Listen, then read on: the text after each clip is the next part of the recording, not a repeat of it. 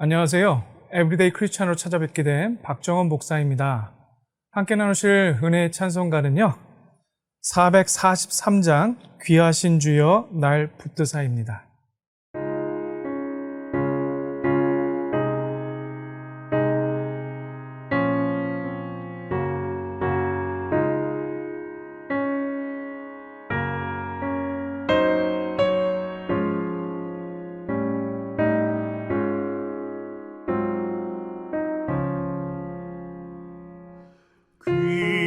귀하신 주여 날 붙드사 주께로 날마다 더 가까이 저 하늘나라 나 올라가 우주의 풍만을 늘 안기어 영생의 복 받기 원합니다.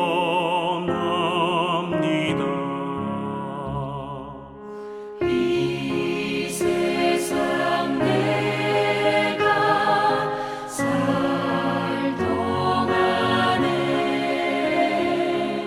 주께로 날마다 더 가까이 전에는 천국 나 들어가 한없는 목락을 다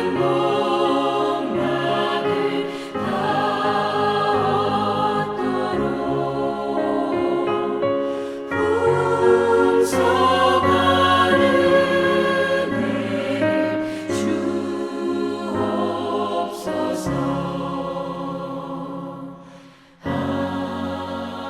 풍성한 은혜를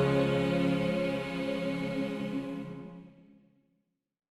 오늘 함께 나눌 은혜의 말씀은요, 잠언 17장 1절부터 9절까지 말씀입니다. 마른 떡 한 조각만 있고도 화목하는 것이 제육이 집에 가득하고도 다투는 것보다 나으니라. 슬기로운 종은 부끄러운 짓을 하는 주인의 아들을 다스리겠고 또 형제들 중에서 유업을 나누어 얻으리라. 도가니는 은을, 풀무는 금을 연단하거니와 여호와는 마음을 연단하시느니라. 악을 행하는 자는 사악한 입술이 하는 말을 잘 듣고 거짓말을 하는 자는 악한 여가 하는 말에 귀를 기울이느니라. 가난한 자를 조롱하는 자는 그를 지으신 주를 멸시하는 자요 사람의 재앙을 기뻐하는 자는 형벌을 면하지 못할 자니라. 손자는 노인의 면류관이요 아비는 자식의 용환이라. 지나친 말을 하는 것도 미련한 자에게 합당하지 아니하거든 하물며 거짓말을 하는 것이 존귀한 자에게 합당하겠느냐. 뇌물은 그 임자가 보기에 보석 같은즉 그가 어디로 향하든지 형통하게 하느니라. 허물을 덮어주는 자는 사랑을 구하는 자요 그것을 거듭 말하는 자는 친한 벗을 이간하는 자니라. 아멘. 오늘 읽은 잠언 17장에서는요 계속해서 미련한 자에 대한 이야기를 우리에게 말씀하고 계십니다. 하나님께서 왜 자꾸 미련한 자에 대해 말씀하고 계실까? 한마디로 우리에게 경고하시는 겁니다. 이러한 모습이 되지 않기를 바라는 하나님의 마음을 함께 느끼고 오늘 본문의 내용을 살펴보기를 원합니다. 1절부터 6절까지는요. 화목한 가정과 불행한 가정의 모습에 대해서 먼저 가르치고 계십니다. 1절 말씀인데요. 마른 떡 한 조각만 있고도 화목하는 것이 제육이 집에 가득하고도 다투는 것보다 나으니라. 아멘. 1절의 주제는요. 화목이 진짜 소중한 재산임을 우리에게 말씀하고 있습니다. 여러분 마른 떡을 한번 생각해 보십시오. 마른 떡, 이미 말라서 먹기도 힘든 떡입니다. 그런데 그 마른 떡조차도 한 조각밖에 없다라는 겁니다. 얼마나 궁핍한 상황인지를 오늘 말씀을 통해서 기록하고 있는데요. 그런데 이와 대조적인 가정의 모습이 나옵니다. 제육이 집에 가득한 가정을 말씀하고 있습니다. 과거 고대에서 제육을 먹는다는 것은요, 재물과 권력이 많다는 것을 상징적으로 알려줍니다. 먹기도 힘든 제육이 집에 가득하다고 하니까 아마 상당한 재력이 있는 집을 의미하겠지요. 그런데 성경 저자는 이런 집에서 다투며 사느니 차라리 마른 떡 한 조각을 먹으며 살더라도 화목한 가정이 훨씬 낫다고 가르치고 계십니다. 물론 가난한 가정이라고 화목하고 부유한 가정이라고 다툰다는 뜻은 분명히 아니겠지요. 그렇다면 이 말씀은 무엇을 의미할까요? 우리 가정의 행복이 무엇인가를 많이 소유하는 데 있지 않음을 우리에게 말씀하고 있습니다. 하나님께서 우리 가정을 지키시지 않으면 결코 화목할 수가 없습니다. 3절에 보시면 하나님께서 우리의 마음을 연단한다고 말씀합니다. 하나님께서 우리 가족들 한 사람 한 사람의 마음을 지키고 연단시키지 않으시면 결코 화목한 가정이 될 수 없다는 말씀입니다. 화목은 하나님의 특별한 선물이기 때문입니다. 7절 말씀부터 마지막 절인 28절까지는요, 본격적으로 미련한 자의 모습에 대해서 적나라하게 경고하고 계십니다. 7절부터 보시면 미련한 자 혹은 어리석은 자라는 표현이 무려 9번이나 언급되고 있습니다. 그러면 어떻게 하면 도대체 어리석은 자가 되는지 함께 살펴보도록 할 텐데요. 첫 번째는요, 거짓말에 대해서 경고하고 계십니다. 7절입니다. 지나친 말을 하는 것도 미련한 자에게 합당하지 아니하거든 하물며 거짓말을 하는 것이 존귀한 자에게 합당하겠느냐. 여기서 그 지나친 말이라는 번역이 언뜻 와닿지가 않지요. 지나친 말이라는 뜻을 새 번역과 쉬운 성경에서는요, 거만한 말로 번역을 했습니다. 그런데 이 단어가 유창한 말로도 번역이 됩니다. 그래서 ESV 성경에서는요, 그런 의미로 번역해 놓았습니다.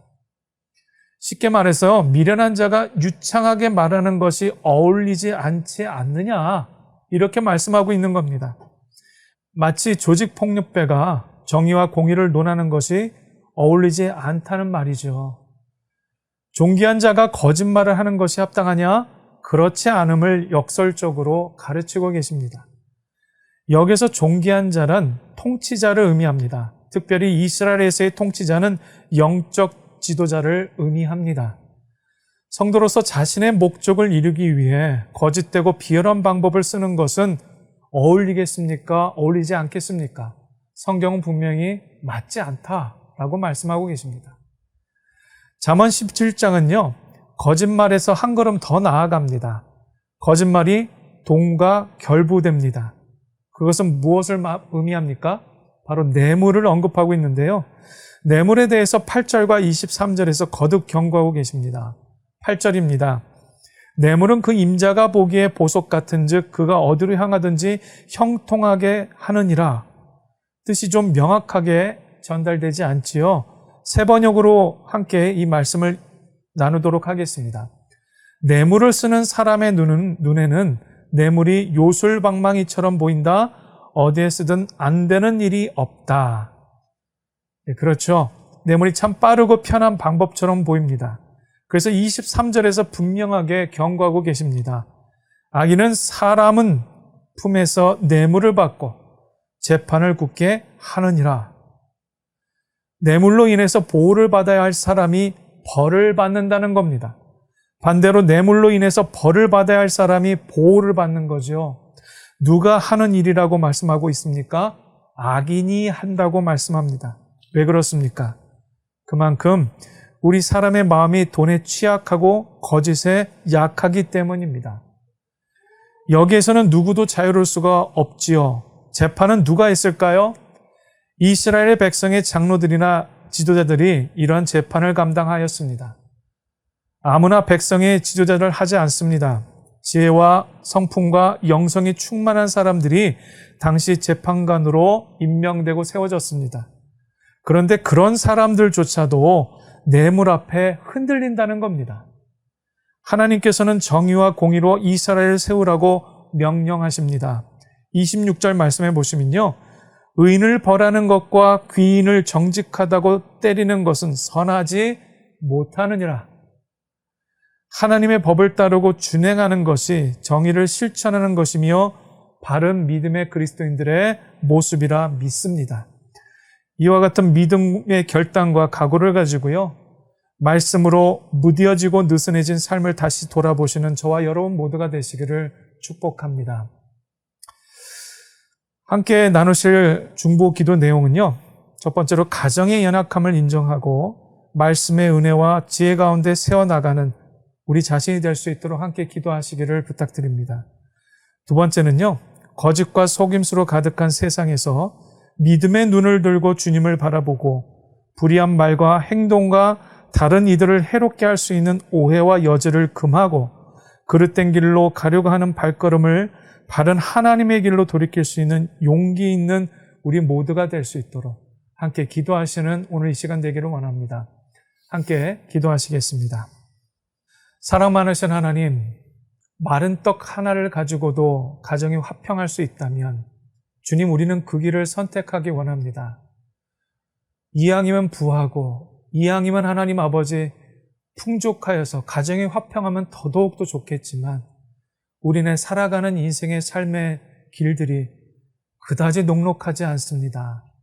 풍요를 취하면서도 화목과 평화를 취하는 것이 결코 양립할 수 없는 수없이 많은 걸림돌이 있음을 솔직히 인정하고 고백하오니 주 하나님, 우리의 삶에 있어서 바른 하나님의 길, 바른 믿음과 하나님의 방법과 식을 선택하는 그 길을 우리가 택하여 용기 있게 걸어낼 수 있도록 주님 도와주시옵소서. 주님의 도움과 인도하심을 간절히 간구합니다. 예수님의 이름으로 기도합니다. 아멘.